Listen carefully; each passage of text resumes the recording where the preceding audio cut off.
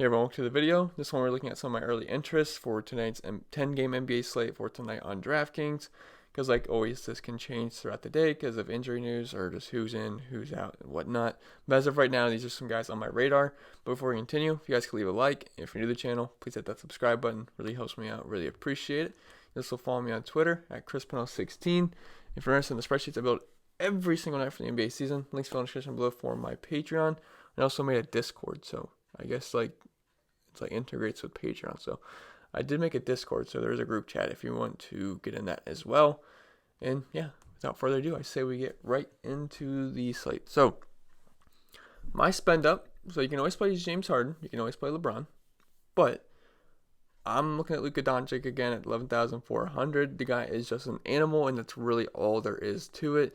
DraftKings actually priced him a little bit correct here. He's been in the 9K to 10K range, and it's about time they put him into the 11,000 range. 11,400 tonight, and I still don't see how you fade the guy. I mean, he's been in the 9K, 10K range, like I said. So we actually have to think about it a little bit. 11,400. He's not just some free square, but I'm still gonna plug him in at 11,400. I don't care. I mean, he's still my top spender of the night despite the price tag, and I don't see how he can't be.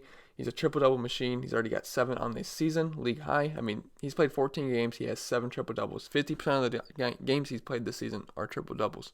That's insane. And, the last game, he was chalky, but he had a 30-point triple-double in only 26 minutes in a blowout versus the Warriors.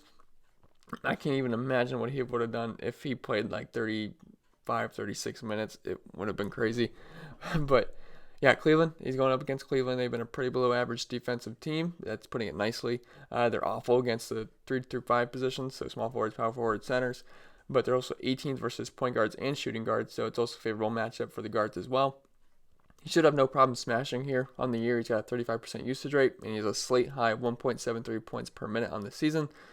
So yeah, I'm Team Luka tonight. He's going to be the thumbnail picture, and I think he's an awesome play despite his high price tag now. I mean, if you just look at his game log, I mean, like 77, 78, 57, 74, 56, 59, 72, 43 was his worst game versus Orlando. Tough defensive team. They played a slow pace, but then 73, 75. I mean, the guy is just awesome. So Luka, I'm going to be plugging him in. I don't care what the price hike is, deservedly so. LeBron, you can always play LeBron, but I actually prefer Anthony Davis tonight at 10,100. He's 1,200 cheaper, and I just think I shouldn't say he's like a better play just from a projection standpoint, but I think better as a value standpoint. So you always have to have interest in him for GPP. I think he's fine in cash games as well, but the guy's definitely always a GPP play because the dude's got monster upside and is still relatively cheap, especially compared to LeBron. Like I said, I think he's 1,200 cheaper. And he's been getting the same minutes as him. He's about 35 minutes per game, and he pretty much has the same usage rate, slightly above 30%. The points per minute are a little bit down, though, at 1.42. I believe LeBron's in the 1.5 range, but he's still a very solid option, and he's coming off a 60-point game, which was nice to see after his 2 clunkers of 34 versus Sacramento and 30 versus Atlanta, and 61 versus Oklahoma City. And Oklahoma is not bad defensively at all, actually pretty good. But the one spot they do struggle with is down low, which is right in Davis's wheelhouse. Top half in the league and everything when it comes to point guards, shooting guards, small forwards. Power forwards are a little bit iffy, but when it comes to centers, they are 23rd. I know he's technically a power forward, but he's the main big man here. And they just played them last game, too, so it's not like he hasn't performed well in this matchup before. Versus Oklahoma City last game, 37 minutes, 7 rebounds, 4 assists, 2 blocks, 4 steals, and 34 points, good for 61 fantasy points. I expect more of the same here. Wouldn't surprise me if he got 60 points again. He's 300 more expensive than last time, but 10,100 I think is still a little bit cheap for Anthony Davis, so I do have interest in him as well. So my 2 favorite spend ups as of right now are Luka and Anthony Davis. Then scrolling down a little bit, Bradley Beal, he just feels a little expensive here, although this game does have the highest over-under on the slate, and it's played pretty fast, so there's going to be a lack of defense, so it wouldn't surprise me if he had one of his ceiling games where he drops like 60-plus points, but I did have interest in him versus San Antonio. He did disappoint. I mean, he scored a lot of points, 33 real-life points, which is, it's excellent, but he didn't really have too much peripheral stats, only 4 rebounds, 4 assists, so even when Bradley Beal does score a whole bunch of points, it doesn't necessarily mean he's going to have a huge fantasy day unless he gets his peripheral stats. But we've seen him have big games before. I mean, he had 2 60-point outings in a row. He had that 72-point outing versus Houston where the game was like, almost 400 points each. So or total, I should say. So Bradley Beal, I think he's fine in GPPs, but probably won't make a cash game roster. Kawhi Leonard, I just don't typically play Kawhi Leonard going up against Houston. This should be a pretty fun game, and it's the late game, 10:30. So I understand if you want exposure to it. He just scored 56 points versus them, but Paul George back, it's just kind of tough. So probably not have any interest in Kawhi Leonard. Trae Young, I just never played Trae Young. I played Embiid once this season. He smashed, but not really much interest versus San Antonio. It's not the worst matchup in the world, though. Jokic, no thank you. Drummond, he's cheap, but Blake Griffin really caps his upside. But Russell Westbrook, I think he's fine. He's 8,400, so he's a bit cheap here. He's going to grade out well as a value play in terms of projections, which he does as of right now. When he's still getting the big minutes, 35, 34, 35, 30. Now, he's been a little hit or miss lately. So we saw 35 points versus Denver. It's a tough matchup versus Denver. They play slow. But versus Portland, it was a good matchup. He dropped 68 fantasy points, which is something we haven't seen in a while from him. He had that triple-double, 13 boards, 10 assists, 28 points. But before that, 38, 22, 43, 36, 40, 25. It was a while before he had a really good game. November 1st, he had 57, which was his last good game. And then he took all the way until November 18th, where he scored 68 fantasy points. So that was a big stretch of pretty rough games from Russell Westbrook if you were paying top dollar for him. But before that, he was having a really good season, just continuously dropping 50 plus, 60 plus points each night. So Russell Westbrook going up against the Clippers, he only scored 22 points versus them in 30 minutes on the 13th. But 8,400, I still think he's fine. He's just a little bit cheap, and he's got triple-double upside every night. It should be a fun game for fantasy. The Clippers are actually 18th versus point guards this season, so it's not like it's the worst matchup in the world. They're still a good defensive team. But I do think he's fine. He's in the late game. I can see him having some ownership at 8,400, so I don't mind taking some stabs at Russell Westbrook. Rudy Gobert, he's pretty interesting GPP play, I should say. He's not someone I typically play, and I haven't played him yet this season. But Golden State is a mess offensively and defensively. They don't really have anyone that can bang around down low with Gobert. And I don't know if you guys saw the last game, the lineup that rolled out. I swear, like half of those guys were at the YMCA playing pickup ball recently. It was gross. Spellman, Marquise Chris, Kai Bowman, Alec Burks isn't bad, but it was a rough lineup. And phew. But he did score 51 points versus Golden State recently, and it was at least a little bit of a competitive game. I believe they only won that game by 12, so it was closer than the Dallas game was. And this is a pace-up spot for Utah here, and Golden State is 25th versus centers. He's getting about 35 minutes per game and is slightly over a point per minute. So if you do the math there, his average points per game, then add in a good matchup and a little bit of a pace-up spot. He's a pretty nice GPP play, so I don't mind Gobert there. He's had some pretty good games recently in good matchups. 55 versus Memphis, 48 versus Brooklyn, 51 versus Golden State. So I do think he's a fine option, probably for GPPs. Probably wouldn't have too much interest in cash games. Bam's a little expensive here, but he does have a good matchup versus Chicago. Just one of the worst teams defensively versus big men and just rebounding. And he's been very good this year. He doesn't. He's averaging about 20 minutes per game, but we have seen upside of more. He had 40 minutes versus Cleveland, 34 versus New Orleans, and 30 versus Cleveland again. He's had some good games this season. I shouldn't say he's hit or miss, but he's not like a guy that's just always in that 40 to 50 point range. He's got upside of it. He's shown it before. He had 51 versus New Orleans, 45 versus Cleveland. But we've also seen games where he scores 27, 25, 36. That's not too bad. But at 8K, I want someone that's usually just in that 45 to 50 point range. That might be pushing it a little bit in that 40 point range, not the 50 point range. But versus Chicago, I think he can do it. It's a really good matchup. He's about 1.2 points per minute on the season. If he can get me 30 plus minutes here, I should be fine. I think you can get 40 points here. And, Chicago, they're awful at rebounding, and they're 28th versus center. So it wouldn't surprise me here if you had a ceiling game of drop over 50 points. I'm not expecting it, but I do think it's definitely possible versus Chicago. And let's see. Ben Simmons, I don't like Ben Simmons, really. Donovan Mitchell, it's a good matchup. I just don't typically play Donovan Mitchell. And it really hasn't hurt me yet, so I probably just continue to not play the guy. Spencer Dinwiddie, though, going to be one of the more popular plays on the slate again with no Kyrie Irving out. He's 7,600, but no Kyrie Irving, so that means you can fire him up with confidence. And don't forget, Karis LeVert is out as well, so he is the main guy here. With both of them off the court this season, Dinwiddie has a 35.6% usage rate and has been at 1.25 points per minute. That's pretty good. I know his price came up, but at 7,600, he's the main guy here, and he's been performing well. Like I said, he had 50 points last game, or 2 games ago versus Indy, then 41 points versus Charlotte. He's shooting the ball a ton. He had 21 shots versus Indy, 18 shots versus Charlotte. and he's playing big minutes, about 35 minutes per game the past 2 games, so I do like that. Now, Sacramento, they are very, very tough versus big men, but they are 20th versus guards. So Dinwiddie, got to have interest in him, although the price is getting up there, but I do think he'll be all right. Wouldn't surprise me if he got 40 to 50 points again. So Spencer Dinwiddie, I think you can fire him up with confidence. Will be popular again with Kyrie Irving and Caris LeVert out.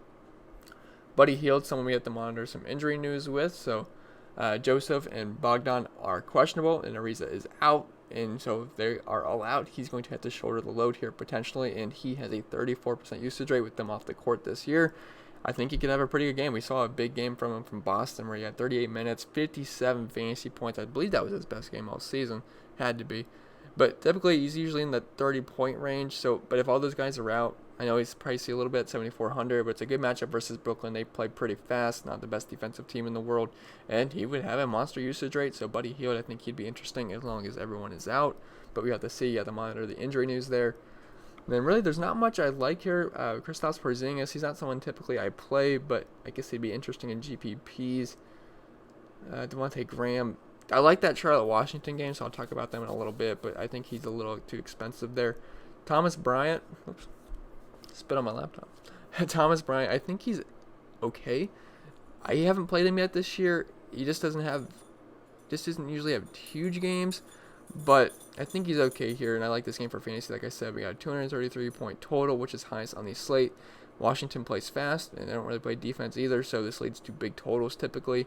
Charlotte is the best matchup you can ask for if you're Bryant, considering he can't play his own team because Washington's dead last. But Charlotte is second to dead last. They are 29th. And he should get close to 30 minutes here, and he's been over a point per minute guy, so he's a solid mid-range play. I wish he was a little cheaper here, and his price came up at 6,600 and a good matchup versus Charlotte, but I think he can get you over 30 fantasy points with upside of more. I mean, we saw him get 41 points versus Cleveland, which is a good matchup, 38 versus Indy, 46 versus Houston, so he's got the upside, but I feel like he's a little priced up, but I think he's a fine option versus Charlotte. Big men just continue to have good games versus them. Rashawn Holmes versus Brooklyn, I could see playing him. He does feel a little bit priced up, though. Let's see. Terry Rozier at 6,200, I think he'd be a fine option because I do want pieces of that Charlotte-Washington game, and I want the cheap pieces. And I played the guy twice this season. He scored 9 points and 50-some points. So, I'm not saying he's just some hit-or-miss guy. He's usually in the upper 20s and 30-point range, but this game should be good for fantasy, and he's been about a point-per-minute guy this year, getting over 30 minutes per game. Add in the highest total of the slate in a league-worst Washington defense that is 22nd versus point guards. Yeah, I have some interest here. I think he might be fine. I don't think he's going to get you in that teen-point range, which he's done a couple times. I mean, he had 19 points, 23, 9. But besides that, he's okay. I mean, 35, 36, 33, 23 is a little rough. 53, everyone played him that game. I think he was like 70% owned. 34, 28, 19, 27. I think he's a safe bet here for 30 fantasy points. I mean, this game is going to be fast-paced. Washington plays no defense at all. If you can get hot from 3, I think you're going to look at a pretty good Terry Rozier game, so I think he would make some sense. Let's see. Or wait, where's Tobias Harris? I know he was, yeah, Tobias Harris, he's the same price as Rozier. So this is basically just that he's a bit cheap here. He's someone that can put up points, especially in a good matchup versus the Spurs. He's getting about 34 minutes per game. He's above a point per minute, so if you're looking for someone in this price range, I do think he's fine. If you like 6K, 6,500 left, Tobias Harris, I think he makes sense. He says minutes over 30 every single game, and he's got upside. I mean, 26 versus New York wasn't great, but then he had 47, 33, 34, 19 isn't great, but 34, 40, 28, 44, 42. I think he's a fine option at 6,200. He's not the most exciting play in the world. I don't really play Tobias Harris much. I played him once this year, and he was fine. But at 6,200, I do think he's an interesting mid-range option, and the Spurs aren't great versus power forwards anyway. I believe they're like 18th or something like that. So not the best, but I don't mind Tobias Harris. And then for value, I'm seeing no value options that stand out at the moment. So what I did was I just clicked on this Charlotte-Washington game. It's got the highest total on the slate. Not going to be much defense played. And I just think you can take the cheaper options from here. So Miles Bridges, Isaiah Thomas. So Miles Bridges, he's not a big point per minute guy, only about 0.75 points per minute, but he's typically playing over 30 minutes per game. Last game, we saw him get 25 fantasy points, then 26 fantasy points. Only played 15 minutes versus New York, 6 fantasy points.